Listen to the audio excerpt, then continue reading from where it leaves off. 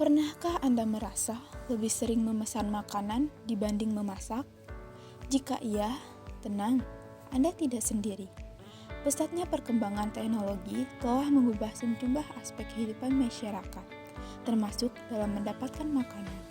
Sebagaimana diketahui, teknologi telah membuat masyarakat bisa memesan makanan, bahkan diantarkan langsung dan kemudian sampai dalam hitungan menit.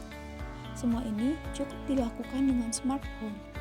Pada era industri 4.0 atau biasa disebut era digital, teknologi semakin berkembang pesat. Perubahan pada Indonesia industri yang disebabkan industri 4.0 ini menyebabkan perubahan gaya hidup hampir seluruh masyarakat di dunia. Jika dulu komputer dan internet dimanfaatkan dalam berkomunikasi, pada masa industri 4.0, komputer dan internet menjadi bagian dari seluruh aspek kehidupan sehari-hari dengan cara berkomunikasi, bekerja, berbelanja, belajar, dan sebagian lainnya. Perubahan ini menyebabkan perubahan pada perilaku konsumen, sehingga mendorong perubahan pada dunia pemasaran terutama pada masa COVID-19 saat ini. Perusahaan-perusahaan manufaktur yang awalnya memiliki mata rantai distribusi pada barang-barang hasil produksinya panjang, saat ini dipangkas sehingga menjadi pendek. Hal ini dikarenakan perusahaan manufaktur di seluruh dunia telah banyak yang menjangkau end user produknya melalui pemasaran digital.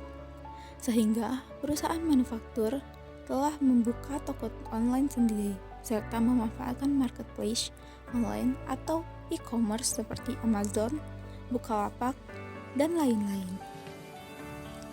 Berdasarkan data dari Hootsuite menunjukkan bahwa e-commerce mengalami peningkatan di setiap kategorinya, di mana pada umur 16-24 tahun mengalami peningkatan frekuensi pembelian melalui online shop tertinggi, yaitu sebesar 51% pada masa pandemi COVID-19.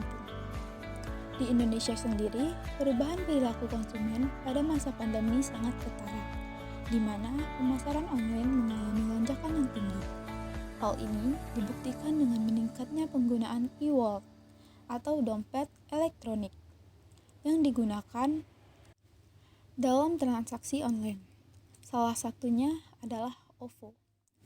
OVO merupakan metode pembayaran dalam aplikasi Grab serta bekerja sama dengan commerce unicorn Indonesia, yaitu Tokopedia, Basis.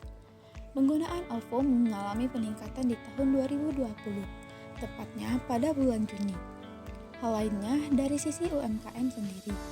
Dari data per Juli, Koordinator Bidang Kemaritiman dan Investasi menyatakan lebih dari 1 juta UMKM merambah pada ekosistem digital saat pandemi COVID-19. Permintaan kemitraan di platform digitalisasi warung atau bisnis pun terdapat lonjakan pada masa pandemi COVID-19. Hal ini dikarenakan para pelaku UMKM di Indonesia menyiasati perubahan perilaku konsumen yang lebih condong melakukan transaksi melalui online serta sebagai bentuk dalam mengurangi kegiatan atau aktivitas ekonomi di luar rumah.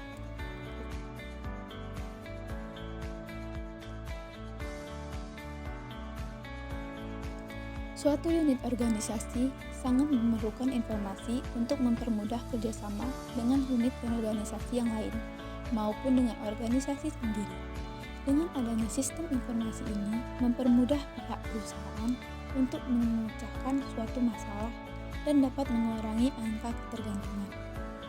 Agar unggul dalam persaingan dunia bisnis, salah satu cara yang dapat dilakukan yaitu adalah dengan meningkatkan kinerja perusahaan. Untuk dapat meningkatkan kinerja perusahaan tersebut, diperlukan manajemen yang jeli dalam melihat dan memanfaatkan peluang yang ada, mengidentifikasi berbagai permasalahan, serta mampu menyeleksi dan menerapkan serangkaian kegiatan adaptasi dengan tepat.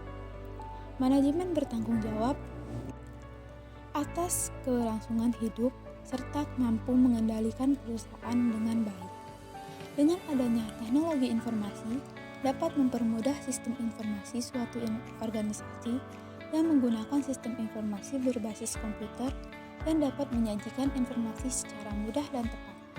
Teknologi informasi ini memudahkan pihak organisasi untuk saling berkomunikasi dan bertukar informasi dengan unit organisasi yang lainnya, serta memudahkan dalam membuat sebuah keputusan. Teknologi informasi ini dapat disajikan dalam bentuk vertikal maupun horizontal.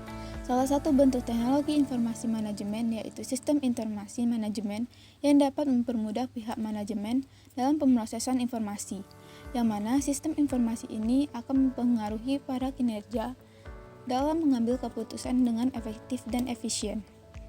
Penggunaan sistem informasi pada saat sekarang ini mempunyai pengaruh yang sangat besar bagi sebuah organisasi, karena dengan adanya informasi dapat memudahkan pihak kinerja perusahaan dalam mengambil sebuah keputusan demi mencapai tujuan organisasi dengan baik.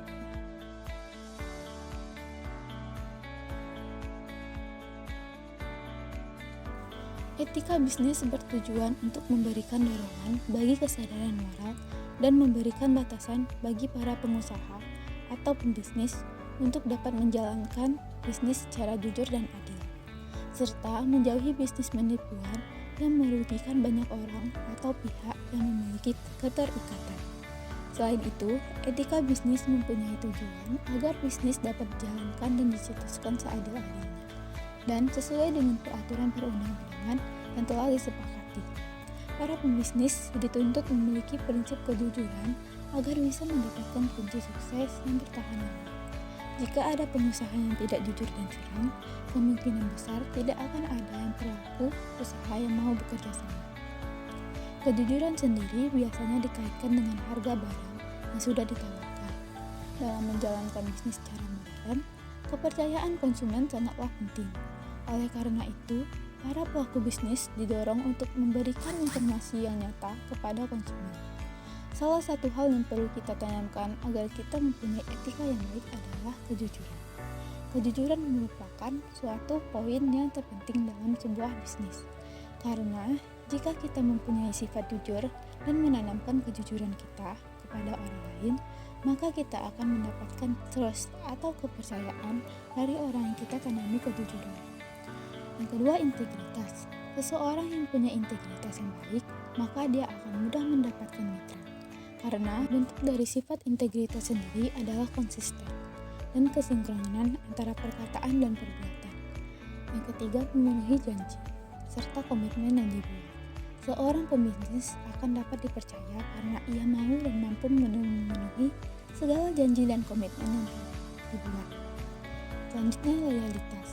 Loyalitas dapat ditunjukkan dengan bekerja sesuai dengan visi dan misi perusahaan, serta tidak mencampurkan urusan kantor dengan masalah pribadi.